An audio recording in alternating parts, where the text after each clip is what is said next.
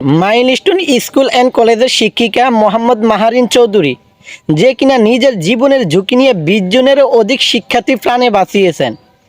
তার চেয়ে আরও কয়েকটা শিক্ষার্থী বাঁচানোর চেষ্টা করেছেন। পরবর্তীতে উনি আগুনে পুড়ে 100% আগুনে পুড়ে যায়। পরবর্তীতে তাকে Dhaka institute of burn and surgery হাসপাতালে ভর্তি করানো হয়। ওইখানে তাকে মৃত ঘোষণা করে। পরবর্তীতে মারা যাওয়ার আগে ওনার স্বামীর সাথে কথা বলেন।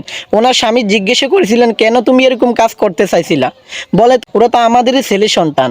দেখছেন মাহরিনা চৌধুরী কতটা সততার সাথে 20 জনেরও অধিক শিক্ষার্থী প্রাণে বাঁচিয়েছেন, এবং কি আরও অনেক শিক্ষার্থীকে বাঁচানোর চেষ্টা করার কারণে নিজে একবারে আগুনে পুড়ে ছাই হয়ে গেছেন।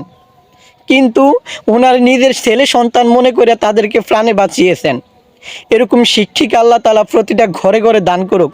আর মাহারিন চৌধুরীকে আল্লাহ তাআলা জান্নাতের উচ্চ মাকাম দান করুক।